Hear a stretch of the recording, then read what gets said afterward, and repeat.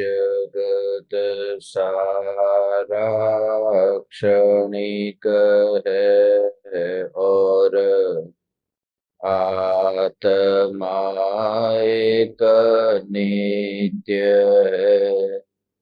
आत्मा का अनुभव बस एकमात्र नित्य है।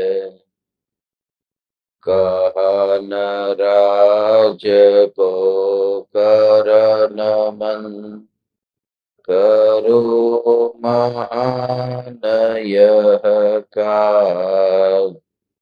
आप्त ज्ञान की प्राप्ति है मंगलमय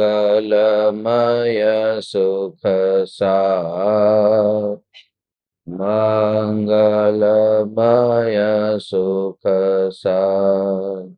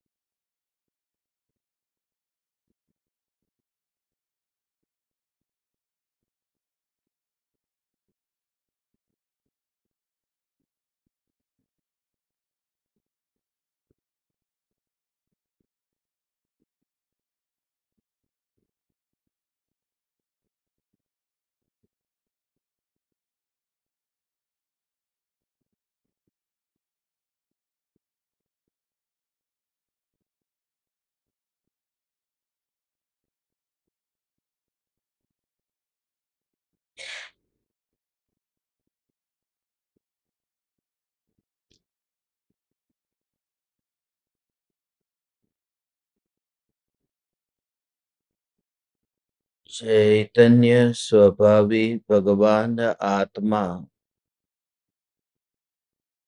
स्वयं ही चैतन्य समय सार है। चैतन्य समय सार का प्रतिपादक ग्रंथाधिराज समय सार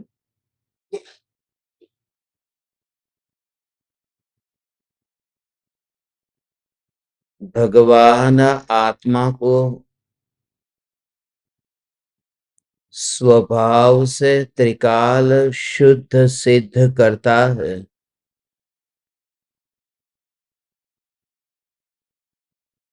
और यह कहता है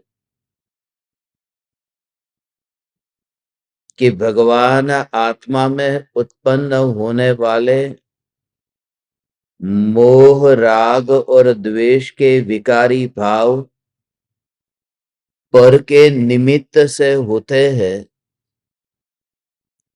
इसलिए वे विभाव है, स्वभाव नहीं है।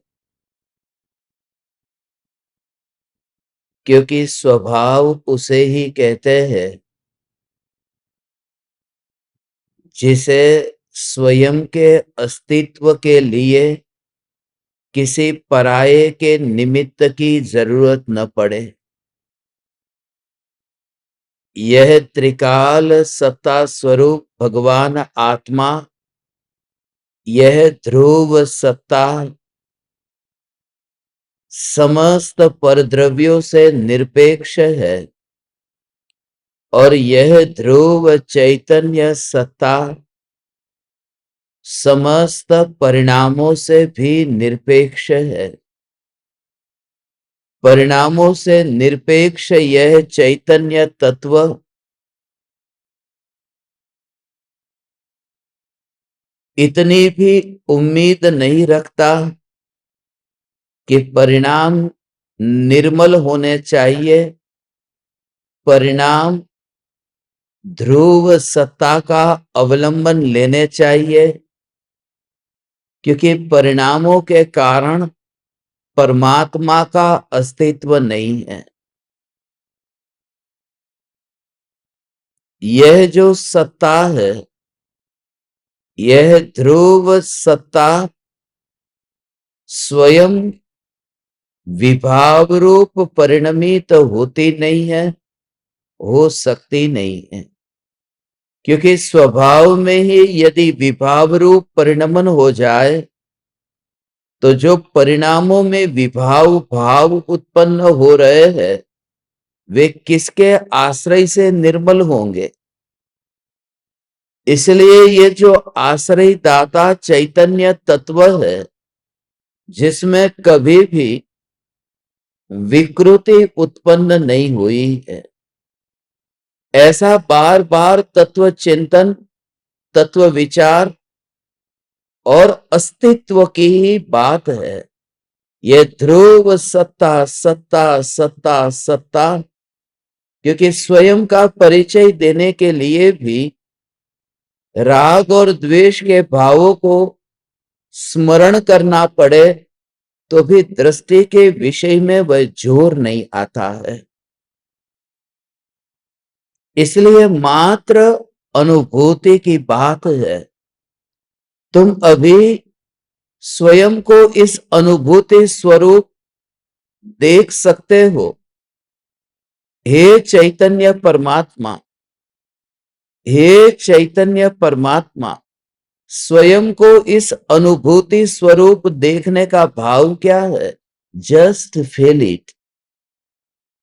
शरीर के बिना, जैसे कोई व्यक्ति अपने हाथ में धन है और धन चला गया तो कैसा खाली हाथ अनुभव करता है।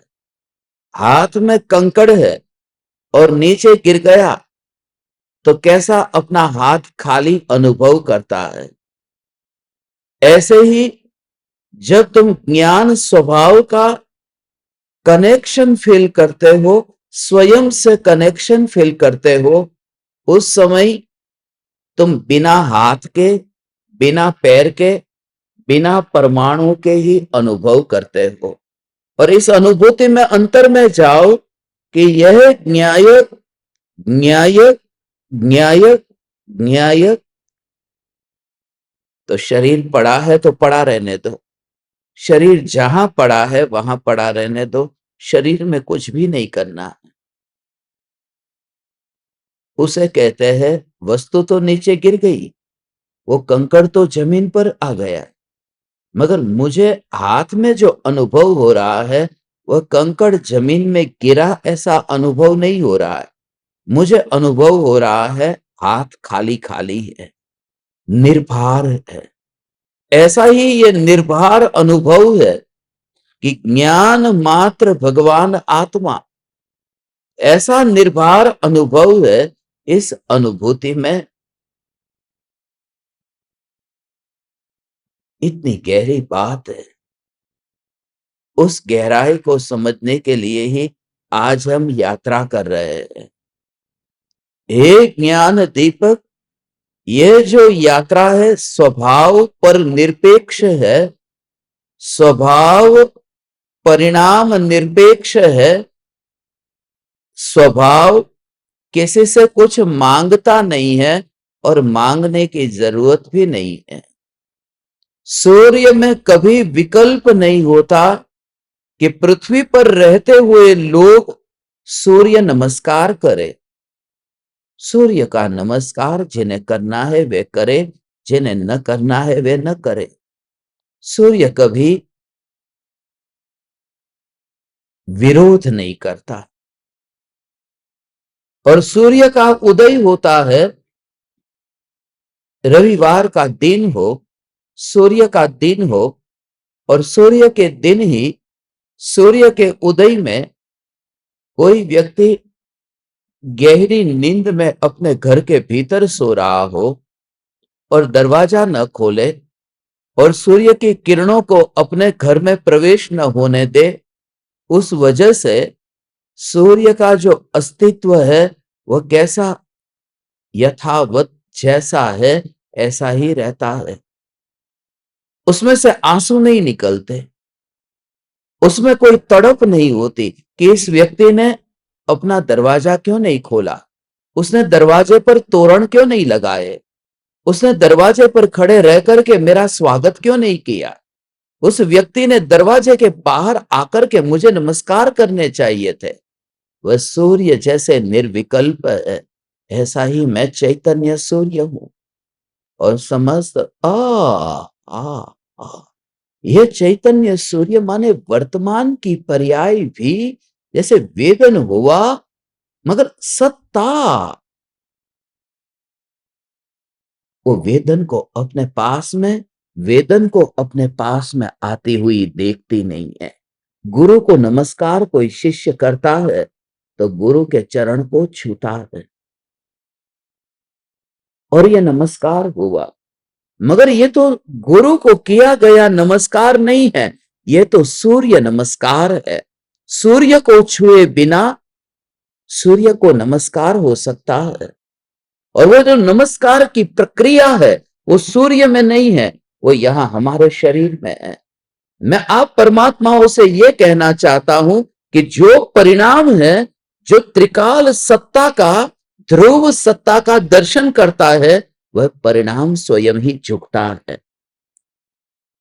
ध्रुव के पास जाकर के नहीं, अपने में रहता हुआ वह झुकता है, परिणमित होता है, धन्य होता है, आनंदित, उल्लसित और आह्लाद स्वरूप भाव से भर जाता है, और सत्ता खिसकती नहीं है।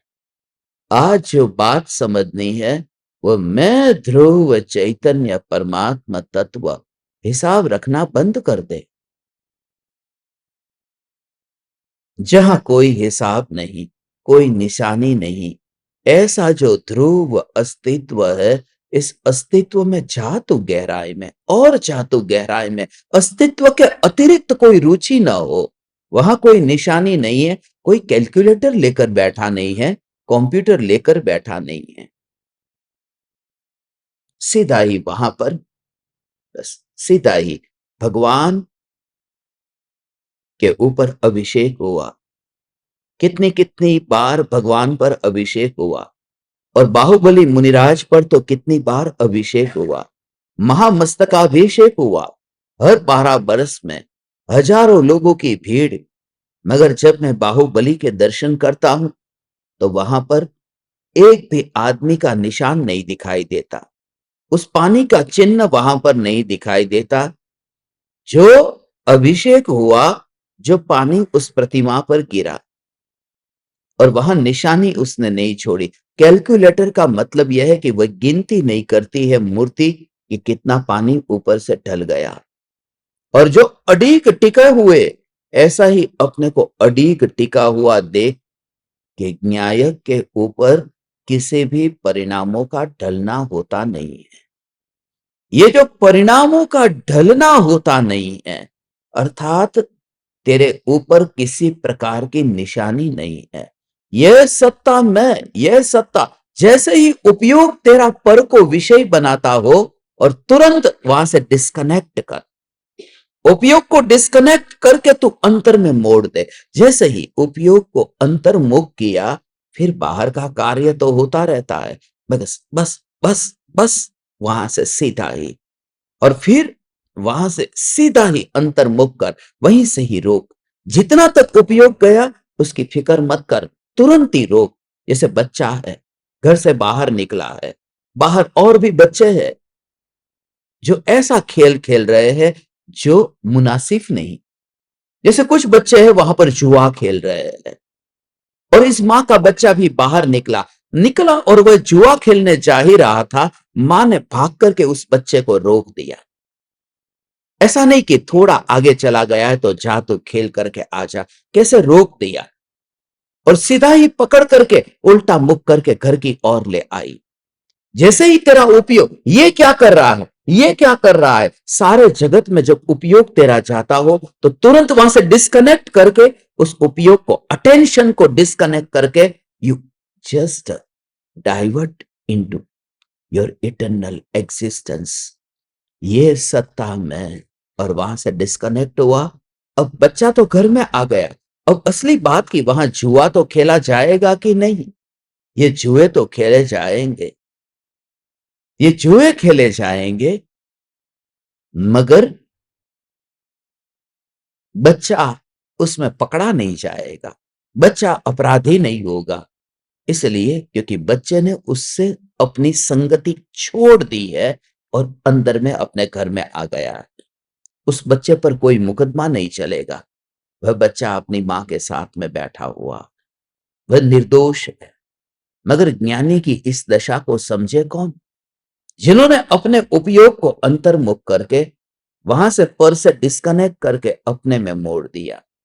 पर में दोष नहीं था, मगर पर के निमित्त में गया वह दोष है। पर के निमित्त में गया ये गड़बड़ है।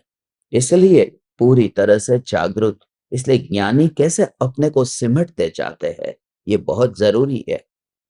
सिर्फ फैला फैला करके हाथ में कुछ नहीं आता, सिमटना भी होता है। तुमने अपने व्यवहार को फैलाया बहुत है। दुकानदार साड़ी की दुकान में कितनी 500 साड़ियां हो तो भी बैर बिखेर करके दिखाता है, फैला देता है। मगर फैलाने से ही काम नहीं होता। जैसे ही कस्टमर चला जाता है वो साड़ियों को सिमेट लेता है, अकेले फैलाता नहीं है। जैसे ही तुम्हारे सामने निमित्त आए, तुम्हारा उपयोग फैला। आप चाय लेंगे, आप पानी लेंगे, पधारो पधारो, आओ आओ बैठो, ये सब ग्राहक आ गया। मगर जैसे ही वो गए कि तुरंत तू अपने में, अब तू सिमटता जा अपने वैभव को, अपने ज्ञान को, अपने उपयोग को अंतर में सिमटना। बस यही साधक की साधना है। तो कल मेहमान तो आएंगे, मगर तेरी दुकान में सब व्यवस्थित होगा, क्योंकि पहले तूने एक काम कर लिया था। मेहमान की गैर मौजूदगी में तूने अपने उपयोग को सिमट लिया था। तुम सिमटते ही नहीं हो। तुम्हारे घर पर निरंतर मेहमान आते ही रहते हैं। न आए तो तुम किसी के घर पर मेहमान होकर चले जाते हो, मगर तुम शांति से बैठ ही नहीं सकते। तुम्हें एकांत का कोई अनुभव ही नहीं है। इसी वजह से ही तो विवाद पैदा होते हैं।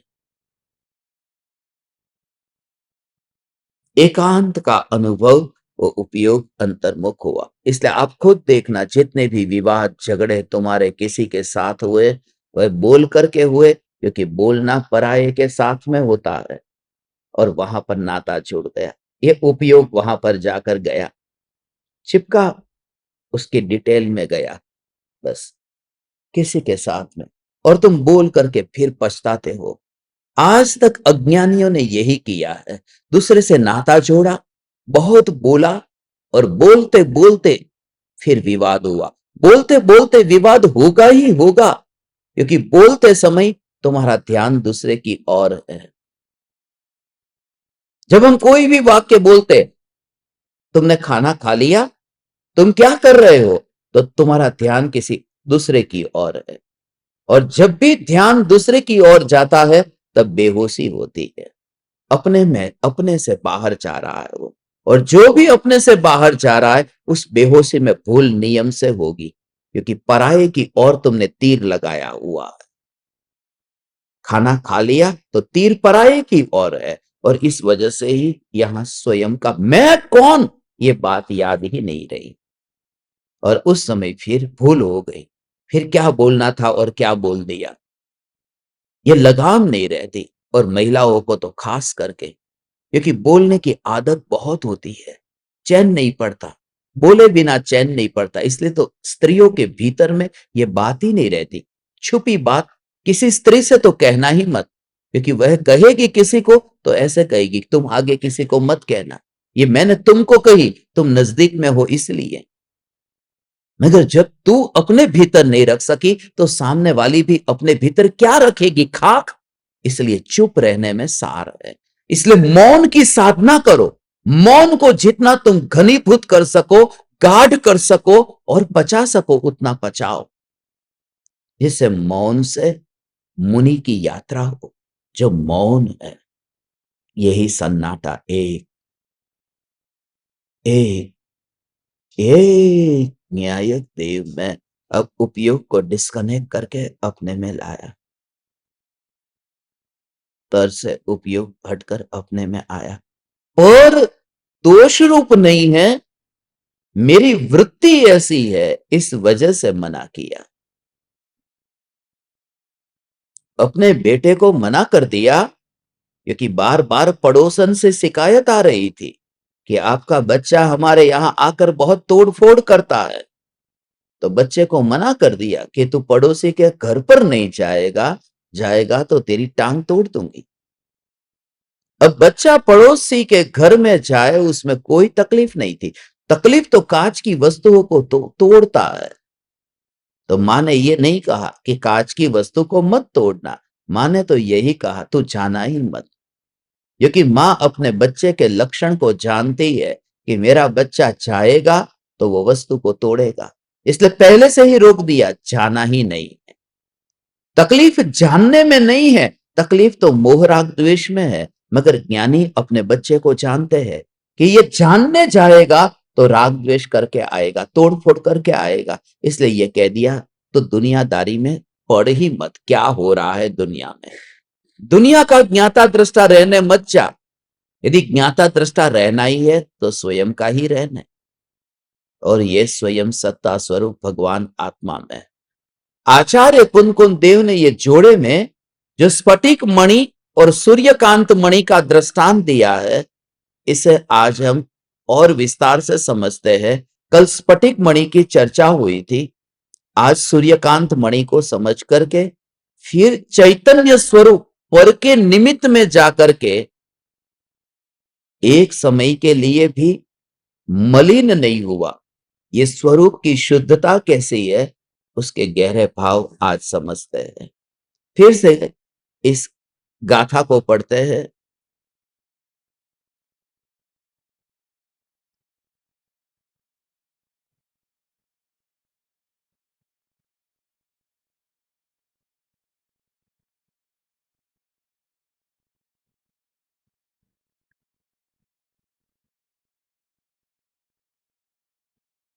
ये जो बात है,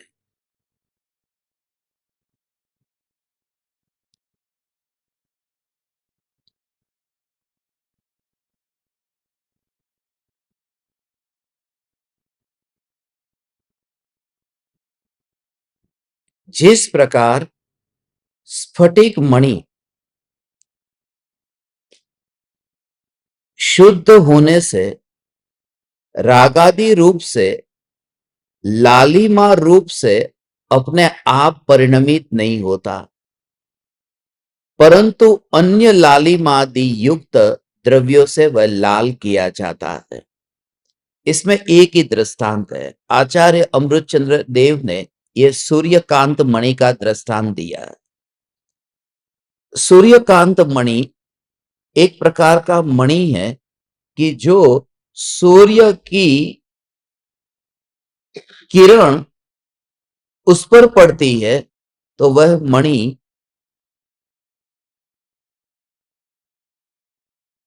आग आग हो जाता है, वो अग्नि जैसा जलने लगता है, इसलिए उसे सूर्यकांत मणि कहते हैं। वो जो उस मणि का सूर्य का प्रकाश उसके ऊपर, सूर्य की किरण उस पर न पड़े तो मणि जैसा ही है, सनस्टोन कहते हैं। ऐसा जो ये सूर्यकांत मणि जो सूर्य की किरण न पड़े तो बहुत ही मूल्यवान है, बहुत अच्छा है, उसे अंगूठी पर पहनना भी लोग पसंद करते हैं, और उसके लिए कि सूर्य देवता को खुश करने के लिए ये फिर बहुत प्रकार का गृहित मिथ्यात्व का पोषण भी है। मगर वह सूर्यकांत मणि अपने आप तिजोरी में पड़ा पड़ा वह आग बबूला नहीं होता, जब उस पर सूर्य की किरण पड़ती है तब वह आग वाला हो जाता है, आग से वह तप्त होता है। तो वह शक्ति उसमें थी, क्योंकि सूर्य की किरण तो सागर पर भी पड़ती थी, वहां कोई आग न लगी। इस मणि पर पड़ते ही आग क्यों लगी? क्योंकि मणि का स्वभाव है पलटना, आग रूप पलटना। मगर अकेला अपने आप तिजोरी में था तो क्यों नहीं पलटा? क्योंकि निमित्त जब मिला तब पलटा।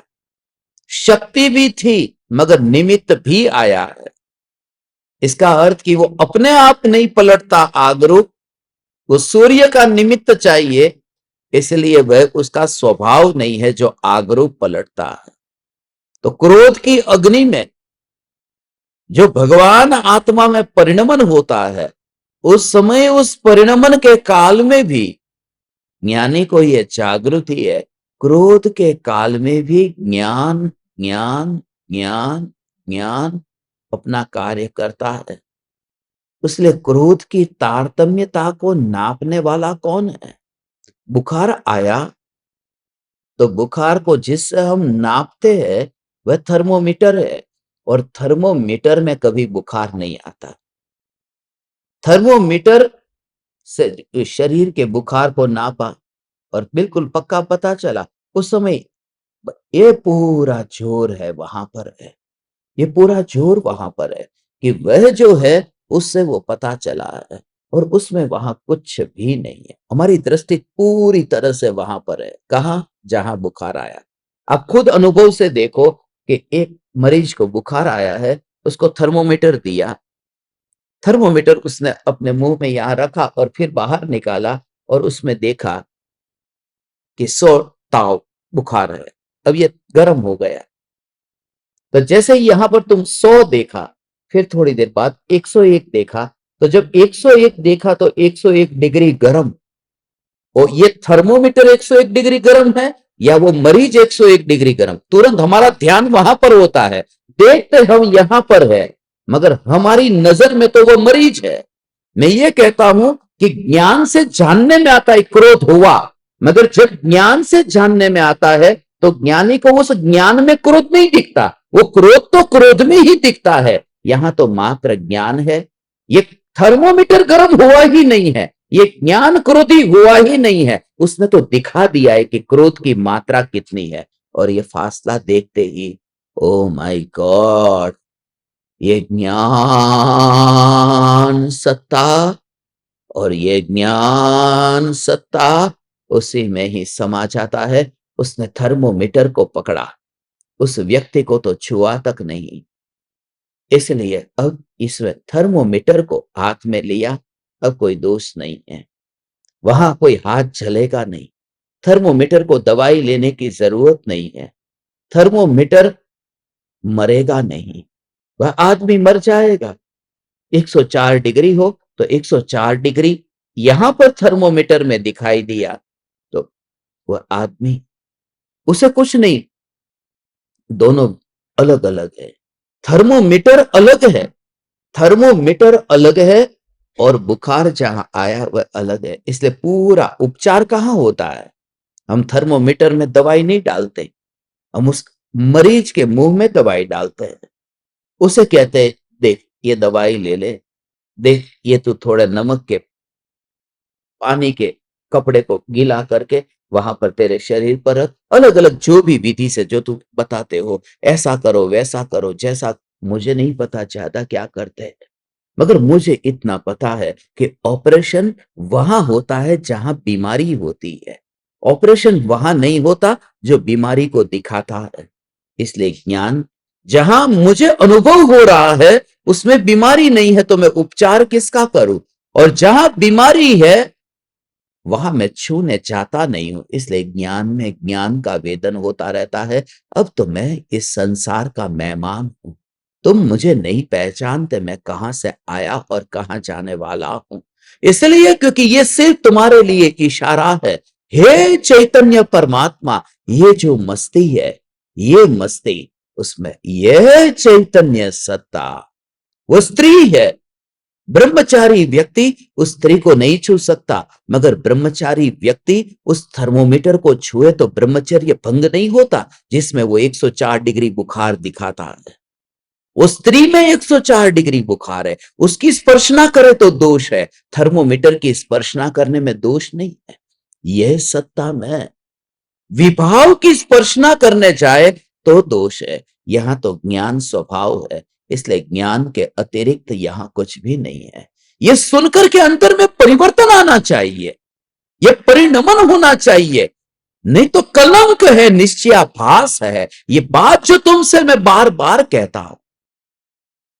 इसलिए मेरे पास में कोई नाच गान नहीं है, मेरे पास उछलना कूदना नहीं है। मैं तुम्हें दोनों बात एक साथ में बताता हूं, थियोरेटिकल व्यू पॉइंट और practical view point, real view point और प्रैक्टिकल व्यू पॉइंट, ये दोनों को साथ में रखो। निश्चय व्यवहार के बैलेंस से चलोगे तो तत्व समझ में आएगा। ऐसी मस्ती चैतन्य की हो, ये बाहर, इसलिए तो गुरुदेव जैसे महापुरुष, हे गुरुदेव, आपका जीवन वो समय सार तब बचा है, समय सार तब बचा है। चक्रवर्तियों के दृष्टांत लेकर गुरुदेव ने जिंदगी नहीं जी थी। गुरुदेव का जीवन ऐसा जीवन था, सिर्फ मुनि नहीं कह सकते, मगर गुरुदेव का जीवन आज जो अपने को महाराज साहब कहते हैं उनसे उत्कृष्ट था, क्योंकि गुरुदेव के पास उतना भी परिग्रह नहीं था। गुरुदेव किसी आश्रम को बनाने में कहीं बीच में नहीं आए थे। गुरुदेव उस मीटिंग में कहीं नहीं बैठते थे। गुरुदेव कहीं आयोजन होता था, कोई संचालन होना, उसमें गुरुदेव जाते नहीं थे। गुरुदेव की सभा में रात्रि में महिलाओं को प्रवेश नहीं था। गुरुदेव स्त्रियों से व्यक्तिगत रूप से एक कमरे में कभी मिलते नहीं थे। गुरुदेव का जीवन उत्कृष्ट जीवन था, तब जाकर समयसार पचा है, वरना समयसार जैसा महान ग्रंथ अनपढ़ व्यक्ति को कैसे पच जाए। एक है अंतर की चारित्र की निर्मलता और दूसरा है दृष्टि की स्पष्टता, जिससे गुरुदेव का जीवन निखर गया। हे ज्ञान दीपक, इसलिए मैं आप परमात्माओं से यह कहता हूं, सुनते सुनते सुनते सुनते ये दीवानगी तुम्हारे भीतर में क्यों नहीं आती? क्योंकि तुम अभी खाली ऊपर ऊपर से तुम मरम्मत कर रहे हो। तुम बुखार का इलाज तो कर रहे हो, मगर उस आदमी को जो बुखार से ग्रस्त है, उसे तुम बर्फ के ऊपर लेटा करके बुखार मिटाना चाहते हो, जो विधि नहीं है। थोड़ी देर के लिए शरीर ठंडा तो हो जाएगा, मगर बुखार नहीं मिटेगा, वह आदमी ही मर जाएगा। और हमें बीमार को नहीं मिटाना है, हमें बीमारी को मिटाना है। ये दोनों में अंतर समझना। हे चैतन्य परमात्मा, वो बीमार ही नहीं रहेगा। हमें तो बीमारी को दूर करना था। औषधि से बीमारी दूर होती है और उल्टे उपचार से बीमार दूर हो जाता है। गुरुदेव वैद्य है, परम कृपालु देव, ये महापुरुष, ये वैद्य है। इसलिए परम कृपालु देव का जीवन इस वजह से निखरा हुआ जीवन है। हे परम कृपालु, आ आ आ आ ये बात कहां से आई थी?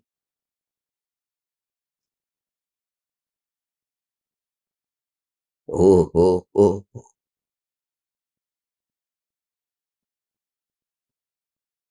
तो यहां पर उसी की बात कर। हे हे हे परम कृपालु देव, ये बात है।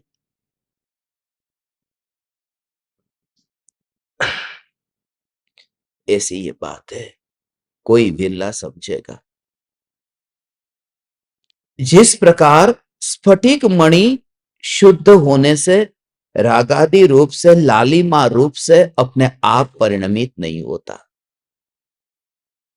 उपादान उपादान की योग्यता से परिणमित होता है, पलटता है, मगर अन्य लालिमादि युक्त द्रव्यों से वह लाल किया जाता है। उसमें कुछ ऐसा था जिसके कारण वह लाल हो गया, वो उसमें वह शक्ति थी। ऐसा है, उसमें वह शक्ति थी। पानी में शक्कर गई, इस वजह से पिघल गई। वो पानी में कुछ ऐसा है कि शक्कर पिघल गई। पानी में कुछ ऐसा है, पानी में कुछ ऐसा है कि शक्कर पिघल गई है, मगर पानी में कुछ ऐसा है, ऐसा नहीं है। वो शक्कर में कुछ ऐसा है कि वो पिघली है, वरना पत्थर के टुकड़े क्यों नहीं पिघले? अंदर डालो कंकड़ को, वो पिघलना चाहिए पानी में डाल करके, मगर पानी में डाल करके कंकड़ परिणमित नहीं हुआ और शक्कर ही परिणमित हुई। यह स्वभाव और विभाव का भेद समझने के लिए कि जो निमित्त का योग पाकर के परिणमित होता है, उसमें एक तो उपादानगत योग्यता है, निमित्त की वजह से कुछ नहीं होता। हीनता वाला भाव ही अब कहां रहता है। ये चैतन्य चैतन्य चैतन्य चैतन्य चैतन्य चैतन्य चैतन्य चैतन्य चैतन्य। ओ हो हो हो हो।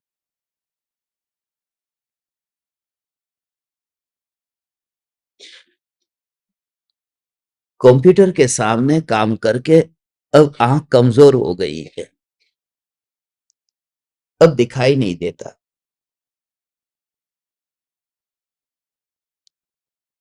तुम्हारा चेहरा भी ठीक तरह से नहीं दिखाई देता।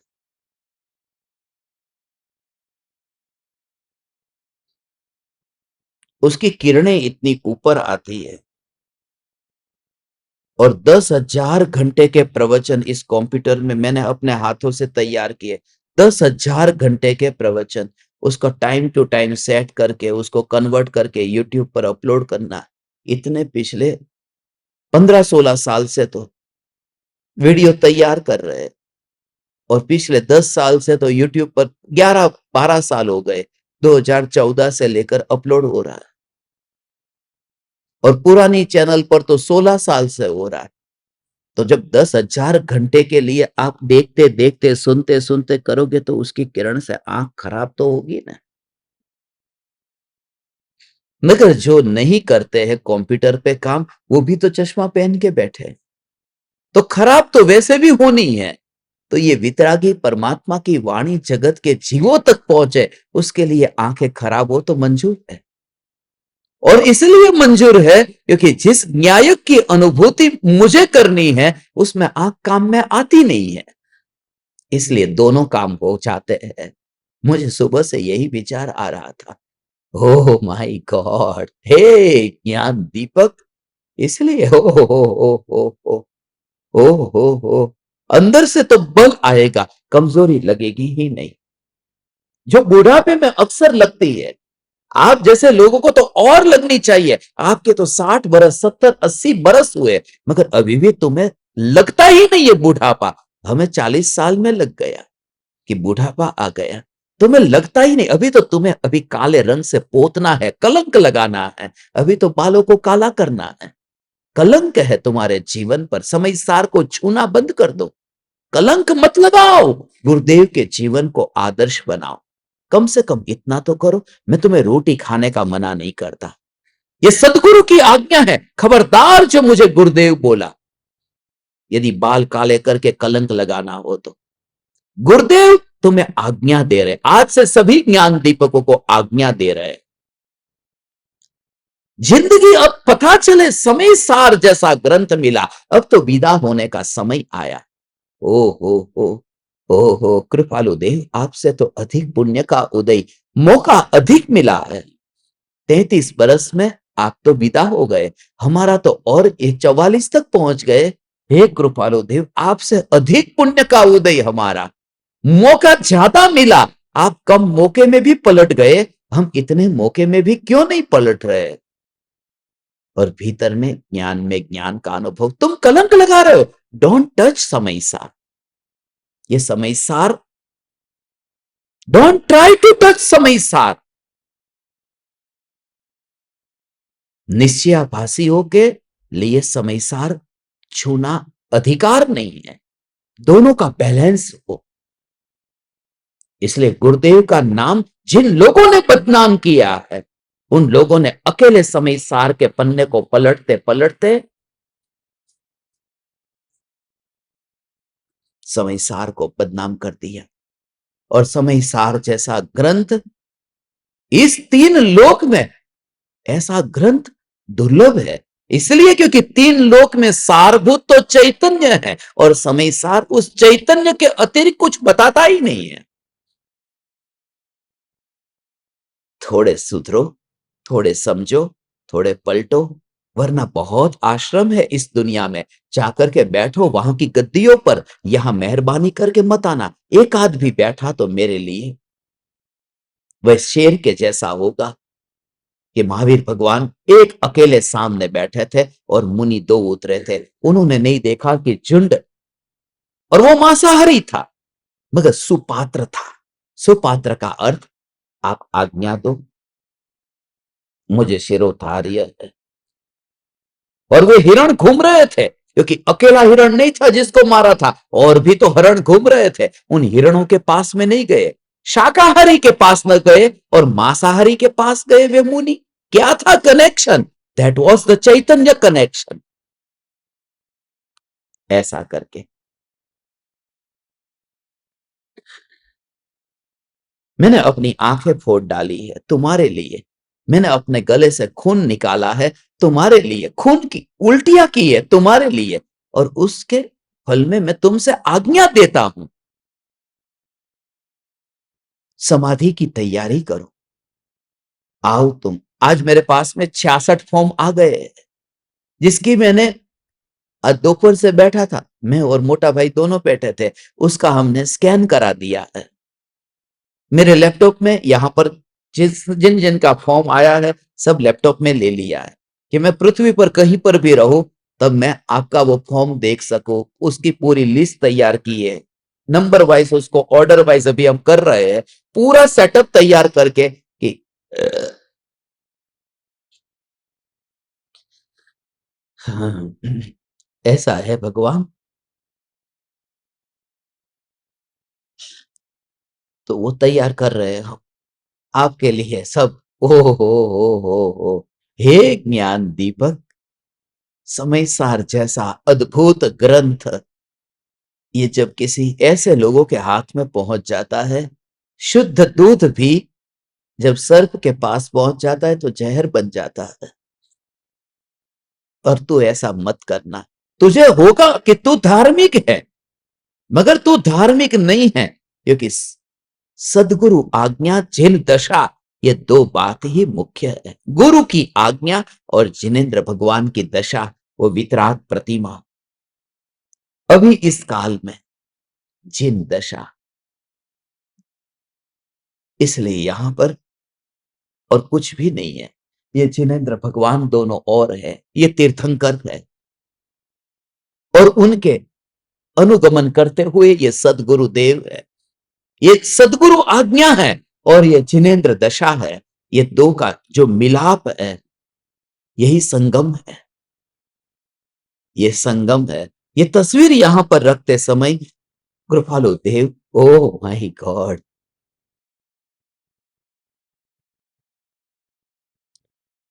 बहुत है। ऐसा ही है, कौन समझेगा ये बात भी। ये पहला दृष्टांत दिया है स्फटिक मणि का, दूसरा दृष्टांत दिया है सूर्यकांत मणि का। सूर्यकांत मणि क्रोधादि कषाय में जो लिप्त हो रहा है, ऐसा व्यक्ति, वह ऐसा जीव, वह क्रोध रूप परिणमित हो रहा है, मगर उसके परिणमन में ओ ओ उसके परिणमन में वो पर द्रव्य निमित्त बना है ना, बस बना है, इसलिए वो स्वभाव नहीं। तो विभाव रूप परिणमन के काल में विभाव है ऐसी जागृति, और स्वभाव कुछ और है ये जागृति। दोनों में अंतर क्या है अभी समझो भगवान। ओ हो ओ विभाव रूप परिणमन में ओ कोई बात नहीं होगा ऐसा। भगवान आत्मा, भगवान आत्मा, भगवान आत्मा, भगवान आत्मा, ऐसा है। हो है, ऐसा स्वरूप है भगवान।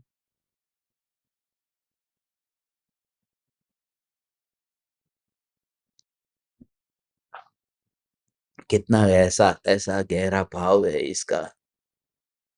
पानी अभी ठंडा है, और अग्नि के निमित्त में रहा तो वह गर्म हुआ, और गर्म रूप जब वो परिणमित हुआ तो उस समय उसका स्वभाव तो ठंडा ही है। ये बात है। क्यों? अभी थोड़ा उसका सूक्ष्म भाव समझो।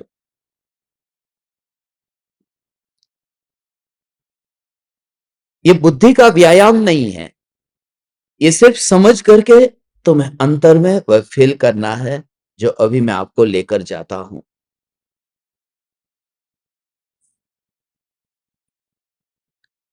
पानी का स्वभाव शीतलता है, मगर अग्नि के निमित्त में गया तो वह गर्म हुआ।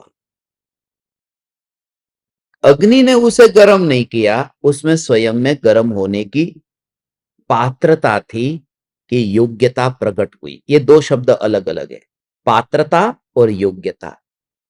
पात्रता द्रव्य की होती है और योग्यता पर्याय की होती है।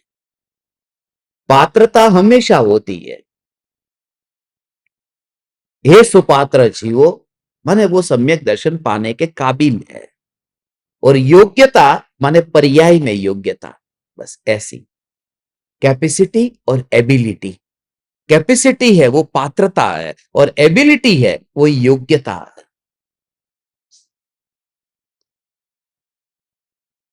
समझ में आया ये दोनों में अंतर? कैपेसिटी और एबिलिटी क्या है? बोल स्पेलिंग। खबर होत तो आया, न बैठा होत ने तो એને પૂછું છું। कैपेसिटी नहीं, आपको नहीं, आप तो पढ़े लिखे, यूनिवर्सिटी में टॉप पर मेरिट में आए थे, मैंने अखबार में देखा था इसके। अभी जो कैपेसिटी और एबिलिटी, ये दोनों जो है द्रव्य की शक्ति और पर्याय में व्यक्तता। तो पानी गर्म हो सकता है, ये उसके अंदर क्या है? कैपेसिटी है। मगर जब अग्नि का निमित्त पाया और गर्म हुआ, तब क्या हुआ? वो एबिलिटी थी, एबिलिटी व्यक्त हुई। वो जो पर्याय में व्यक्त हुआ वो उस समय, इसलिए हम कहते हैं पर्याय की तत्समय की पात्रता नहीं, योग्यता। योग्यता, ओहो हो, થવા યોગ્ય થાય છે ને જાણનારો જણાય છે। ये योग्यता, थवा योग्य माने पर्याय की बात है, तत्समय की योग्यता ये पर्याय की बात है। जो होने योग्य है वही होता है। ओ ओ ओ ओ ओ, ओ। यथा योग्य परिणमन, यथा योग्य द्रव्य नहीं, यथा योग्य परिणमन।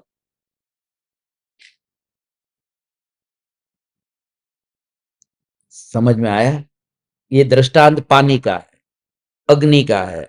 अब ध्यान से सुनना, मैं पूछूंगा। पानी है जिसका स्वभाव है गर्म होना, अभी तो ठंडा है, मगर गर्म होने का भी उसका स्वभाव है, मगर अपने आप गर्म होने का स्वभाव नहीं है।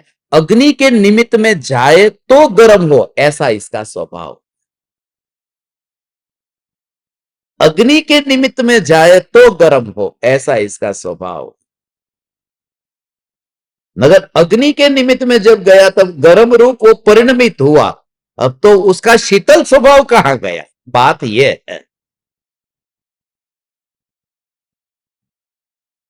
ये गूगली प्रश्न है।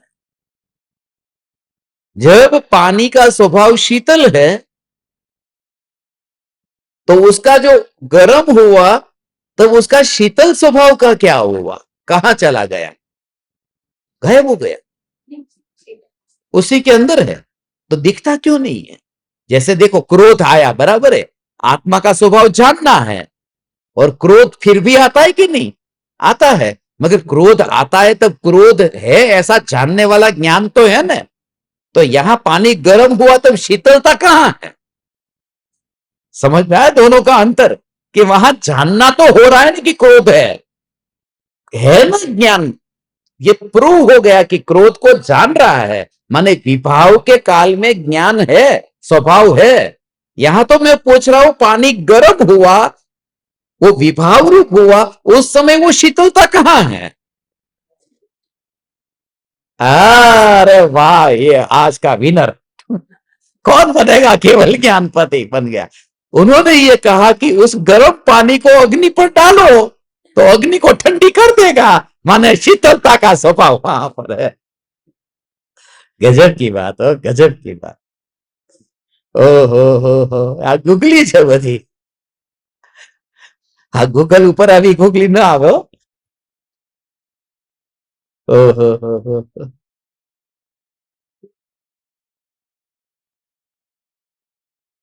ऐसा ये स्वरूप है, अक्सर ऐसा है। ओ हो, ये जो पानी अभी गर्म हुआ, उसने अग्नि को ठंडा कर दिया। ऐसा ही है। इसलिए वो दूध और पानी के बीच में दोस्ती बताई थी। बस पहले पानी कहता है मैं जलूंगा।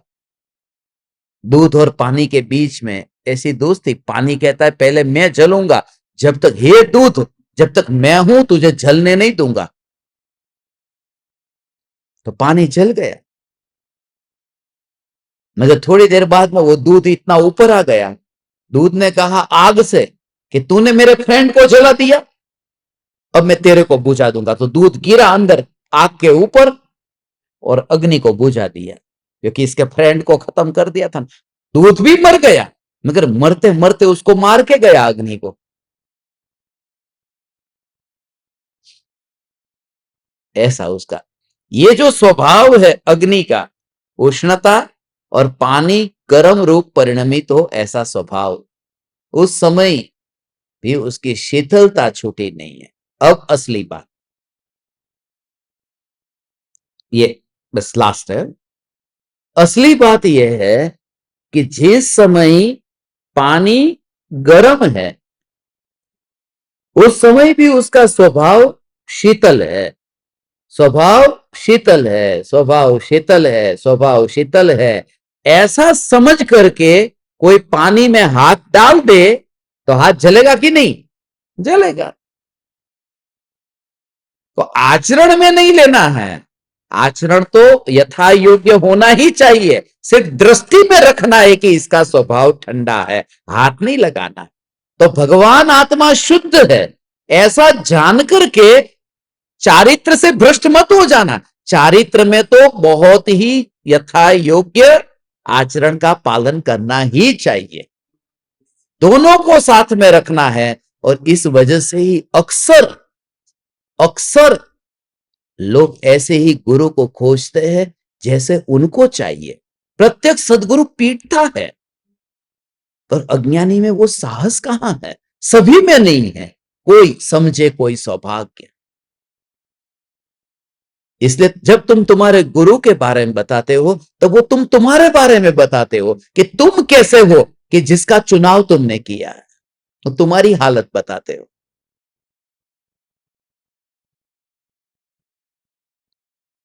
गुरुदेव कृपालु देव, गुरुदेव कृपालु, तो समझ में आता है कि ऐसा महापुरुष। और कोई बार बार फिर गुरुदेव कहते हैं मैं तो अव्रति सम्यक दृष्टि हूं, ऐसा हो। गुरुदेव ने प्रवचन में बहुत बोला,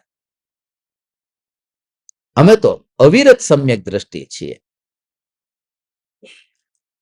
हमें कोई साधु नहीं, हमें कोई मुनि नहीं, પણ તોય તે ગુરુદેવની સામે કોઈ આમ આંખ ઉપાડીને જોવે, જે એ જમાનાના લોકો અહીંયા સામે બેઠા એ બધાને ખબર હશે, જે મોટી ઉંમરના અહીંયા કોઈ બેઠું જેને ગુરુદેવને જોયા હોય? દેખાય, देखो हाँ, देखो આ બધાએ તો જોયા હશે। गुरुदेव का तेज कैसा था,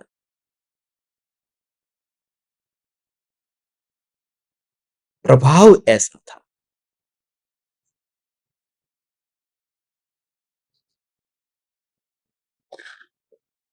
गुरुदेव के ऐसे जीवन के रहस्य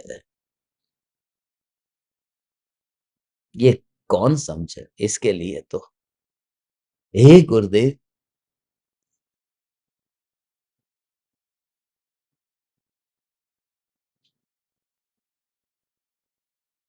ज्ञान ज्ञान ज्ञान ज्ञान ज्ञान ज्ञान।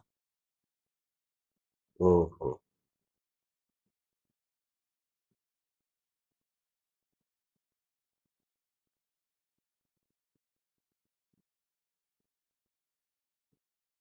હવે કાલની વાત, પેલી કઈક નદીની વાત કરી હતી આપણે, ઓ નદીની વાત કઈક ભૂલી ગયો હું।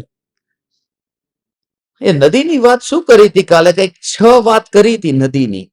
એ કોને કઈ યાદ છે કે નદી નો સ્વભાવ તો એવો છે એક રૂપતા રૂપે વહેવું, પણ એમાં શું થાય તો શું થાય એના માટે થઈને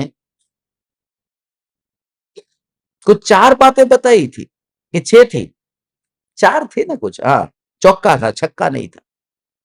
छक्का तो आज दोपहर में लगाया था कि सुबह लगाया था? सुबह। GMC, PPP, गुड मॉर्निंग चैतन्य, PPP, वो तो याद रहेगा। और वो जो सुबह मैंने दृष्टांत आपको दिया था ना, 6 दृष्टांत,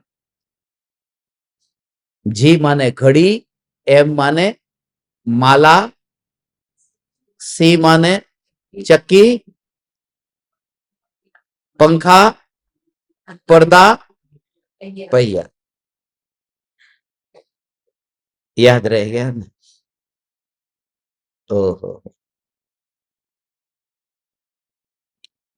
हे ज्ञान दीपक तुम जागो, ये जो भक्ति यूट्यूब पर है ना, उस भक्ति में ये 6 दृष्टांत पिक्चर के साथ में बताए हैं और इसी ऑर्डर में रखे थे उस समय जब भक्ति लिखी थी। 4-5 साल हो गए, 5 साल हो गए, 4 साल, उस समय की बात है। तो आप ये यूट्यूब पर वो भक्ति है, हे ज्ञान दीपक तुम जागो, सदा ज्ञान में जानो ज्ञानी, हाँ? जो न्यायक देव है उनकी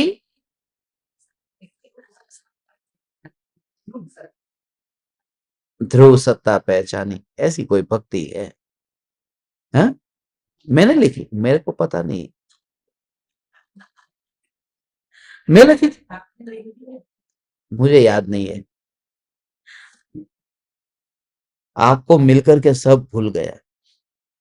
आप कितने महान होंगे, मगर वो भक्ति है, उसमें वो 6 दृष्टांत दिए हैं। नित ध्रुव सत्ता पहचान, नित ध्रुव सत्ता पहचान, वो 6 दृष्टांत आप एक बार कल सुबह आने से पहले आप खुद भी सुन लेना यूट्यूब पर। और किसने सुना है उसका पता कैसे चलेगा मुझे? जिनका कमेंट आएगा तो पता चल जाएगा कि उसने सुनी है। और यदि आपके पास में यदि इजीली न मिले तो आपको ग्रुप में भी भेज दूंगा, अभी सभी ग्रुप में वो भक्ति भेजूंगा बस। और आपके लिए वो जो ध्रुव पर के जो प्रवचन थे, वो 100 प्रवचन 100 बार लिखा है। प्रवचन तो मैंने सब काउंट कर लिए, लिखा टाइटल में 100 बार है, टाइटल में 100 बार लिखा हुआ है। प्रवचन कुछ 65 जैसे होंगे, वो गुजराती और हिंदी और इंग्लिश दोनों में लिखते हैं, तो 2-2 बार दिख गया था। इसके लिए मैंने फिर वो काउंट किया, वो काउंटिंग में थोड़ी भूल पड़ी, उसके लिए मिच्छामि दुक्कडम। તમને લાગે છે હું તમને આના માટે મિચ્છામી દુક્કડમ કહું? આ તો મિચ્છામી દુક્કડમ વાળાની સાથે રહી રહીને આદત પડી ગઈ। मगर वो जो 65 प्रवचन, 64-65 जो भी है, वो प्रवचन जो है, वो प्रवचन की एक ही लिंक है। सुबह की धर्म सभा में हुआ था, आज सुबह धर्म सभा में। और वो जो धर्म सभा में ध्रुव सत्ता पर प्रवचन था, ध्रुव सत्ता। पहले दिन हमने लिया था चैतन्य सत्ता, दूसरे दिन हमने लिया था ध्रुव सत्ता आज, और कल तीसरा दिन है, उसका कल ही बताऊंगा। कल डीसीडीपी होगा ना, सुबह 10 बजे डीसीडीपी होगा सभी ज्ञान दीपकों के लिए। मगर आप सबको पहले से ही बता दो, फिर मुझे मत कहना आज सबकी एंट्री बंद कर दी थी 9:58 पर, फिर 1-2 मिनट में कुछ लिया होगा। मगर कल तो 100% 9:58 के बाद में कोई नहीं जुड़ पाएगा, इसलिए 9:45 सब लोग जुड़ जाओ, 9:45।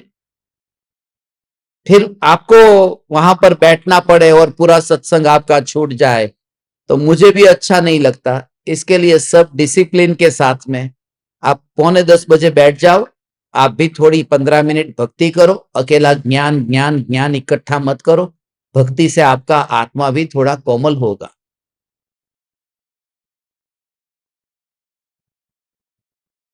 और हमारी भक्ति भी ध्रुव के जोर से ही होती है। हमारी भक्ति ये नहीं होती कि हे भगवान थोड़ा कुछ बढ़ा दे, मेरे साम्राज्य को बड़ा कर दे। तो वो चार बात कौन सी थी, वो फिर से याद करा दो, नदी वाली।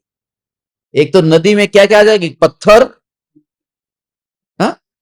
कंकड़, हा? हवा और ढलान। तो पत्थर की वजह से क्या हो जाता है, टेढ़ा मेढ़ा हो जाता है। कंकड़ की वजह से क्या होता है, अरे झाग आते हैं उसमें। हाँ, और हवा के तरंग की वजह से क्या होता है, तरंगे तीसरे में उठती है, दूसरे में नहीं, दूसरे में झाग आते हैं। हाँ, अभी तो दूसरा चल रहा था, अभी तो दो कशाई का अभाव हुआ था, तीसरा वाला बाकी था। हवा की तरंगे उठती है, हवा की वजह से पानी में तरंग उठती है, और ढलान की वजह से भंवर हो जाते, भंवर पड़ जाते हैं। तो इस तरह से ये पानी का स्वभाव अलग है, मगर निमित्त कोई मिला उस समय उसका परिणमन ऐसा होता है। तो कुल मिलाकर के तीन दृष्टांत हुए, स्फटिक मणि, सूर्यकांत मणि और नदी का बहता हुआ पानी। ये तीन दृष्टांत के माध्यम से ये दो गाथा पर हमने चर्चा की। कल शाम को 7:42 पर हमारा सत्संग होगा 280वीं गाथा पर। 280 होगी, हाँ, 280वीं गाथा पर सत्संग होगा। तो दिन में दो सत्संग का आप लाभ लेना, बाकी का लाभ हम यहां पर लेते हैं। और कल, आज सुबह जिन जिन को मिल लिया है, बाकी जिनको है मिलना, 1-to-1 मीटिंग, सब अपना अच्छा सा स्थान बना दिया है बाहर ओपन में, वहां पर सब बैठ सकते हैं आराम से, और अपनी अपनी जो भी जिज्ञासा हो आप पूछ सकते हैं, अपने भावों को व्यक्त कर सकते हैं, और पर्यूषण का ऐसा आनंद ले रहे हैं। ऐसा आनंद मुझे पिछली बार भी नहीं आया था, क्योंकि बहुत बहुत बहुत याद रखना पड़ता था, चेलना रानी का क्या हुआ था और उनका क्या हुआ था, उनके बेटे कितने थे, उनका भाई कितना था, उनका क्या क्या, सब मेरे याद नहीं रहते, उनके याद करने कहा जाओ।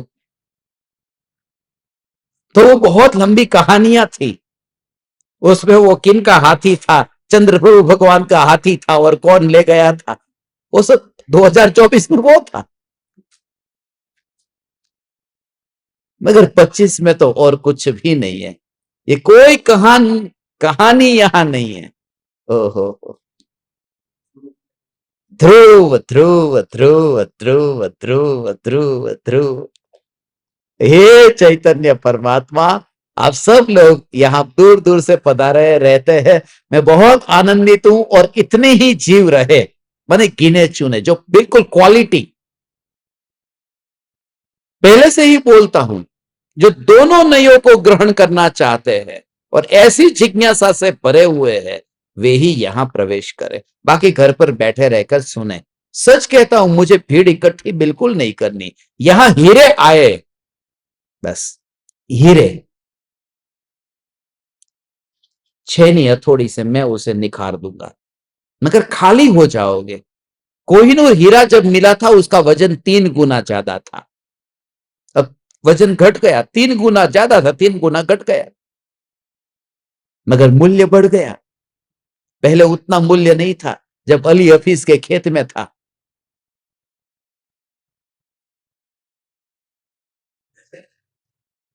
उत्सव मनाओ ने, ये ध्रुव की बात, उत्सव मनाने की बात है।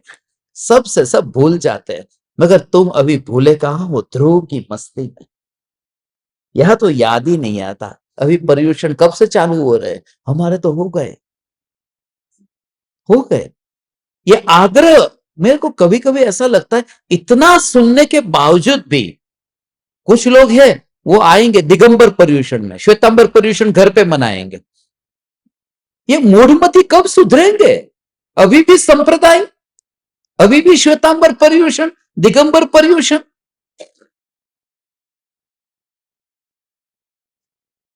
यहां तो मौका मिला है पीने का, पियो, ये मधुशाला है, यहां पियो। तो ये मंदिर है ही नहीं, ये मधुशाला। हिम्मत चाहिए ये बोलने की, ये मधुशाला है, पियो तो। इसलिए पंडितों के लिए प्रवेश नहीं है, यहां पीने वालों के लिए। मध्यमास मधु, मधु तो अपक्ष है। अरे तुझे पता नहीं,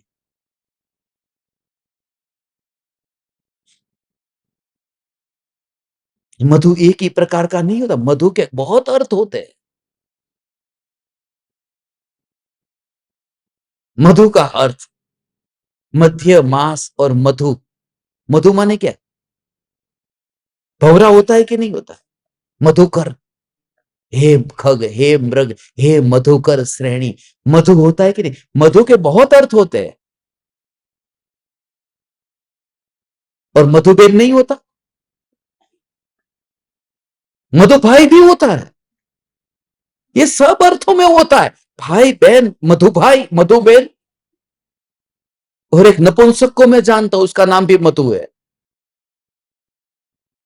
आपके राजनांदगांव में है ना, बहुत है नपुंसक वहां, वो प्रवचन वहां पर रखने वाले थे, ऐसा तालियां बजाने वाले।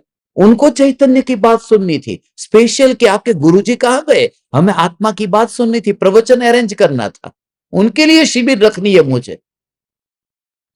वो भी 3 लोग का, कैसा उसको सम्मान मिले, जब ऐसे जीवों को सम्मान मिले जहां सारी दुनिया उसे उस नजर से देखती है, हम वहां जाते हैं। ओ हो। इसलिए आज के बाद खबरदार कभी कहा तो मधुशाला का अर्थ गलत होता है, ये मधुशाला है, यहां ज्ञेयों को गौण करके ज्ञान के मधु को पिया जाता है।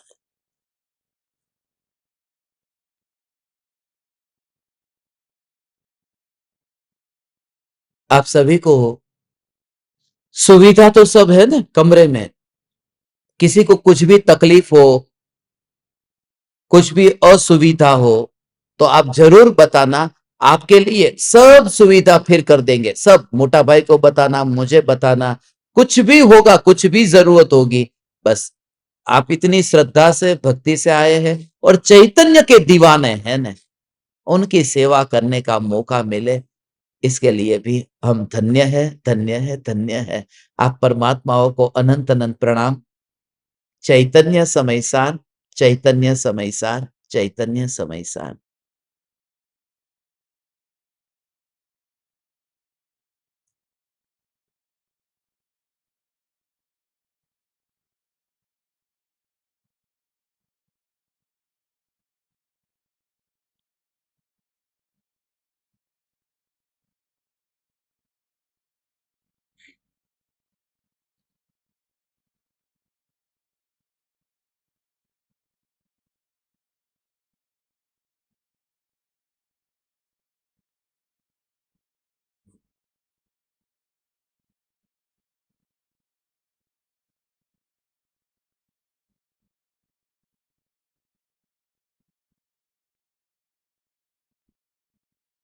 अहो अहो श्री सद्गुरु करुणा सिंधु अपार,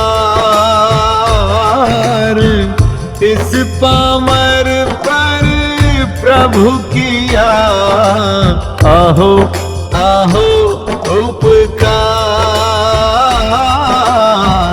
अहो अहो उपकार। देह सहित जिनकी दशा वरते देहातीत, उन ज्ञानी के चरण